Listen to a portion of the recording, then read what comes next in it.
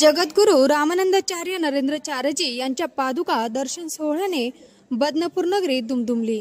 अनंत श्री विभूषित जगद्गुरु रामानंदाचार्य श्री स्वामी नरेंद्राचार्यजी यांचा भव्य पादुका दर्शन सोहळा दिनांक 11 नोव्हेंबर रोजी बदनापूर नगरीतील कृषी विज्ञान केंद्रासमोर सिद्धिविनायक गणपती मंदिरासमोर नवीन बस स्थानक जवळ भव्य मैदानावर अतिशय भक्तिमय वातावरणात पार पडला। सुरुवातीला बदनापूर नगरीतून आकर्षक ढोल ताशांच्या गजरात कलशधारी महिला, ध्वजाधारी महिला व गुढी पकडलेल्या महिला, लेझिम पथक, वेगवेगळे कला पथक, बँड पथक, वारकरी मंडळी, स्वामीजीच्या सिद्ध पादुका आकर्षण अशा रथातून शोभायात्रा मिरवणूक वाजत गाजत कार्यक्रमस्थळी पोहोचले।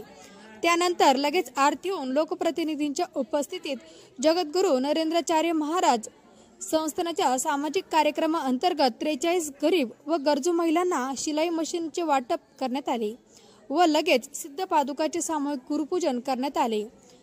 नानिजधाम येथून आलेल्या प्रवचनकार विद्याताई परब यांनी समस्त भाविकांना अनेक उदाहरणे देऊन आजच्या व कलियुगात सुद्धा नामस्मरण किती उपयोगी आहे, अध्यात्म, विज्ञान आणि व्यवहार यांचे आचरण केल्यास आपण जीवनात सुख, शांती, समाधान प्राप्त करू शकतो याबद्दल प्रबोधन केले। तसेच रामानंदाचार्यजी यांचे महागुरुपूजन सोहळ्यास हजारो भाविकांनी सहभाग घेतला होता। त्यानंतर महाआरती होऊन उपासक दीक्षा कार्यक्रम करण्यात आला। यामध्ये हजारो युवक युवतींनी उपासक दीक्षा घेतली।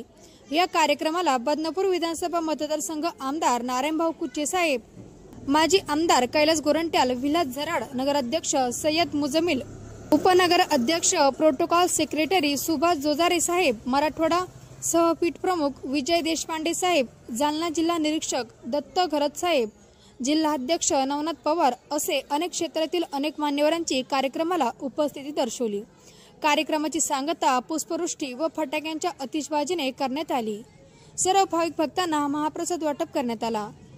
या भव्य कार्यक्रमाच्या यशस्वीसाठी सर्व उत्सव सेवा समिती, जिल्हा सेवा समिती, तालुका सेवा समिती सर्व कार्यकर्त्यांनी मेहनत घेऊन कार्यक्रम यशस्वी केला। केदारखेडा प्रतिनिधी बी के धसा।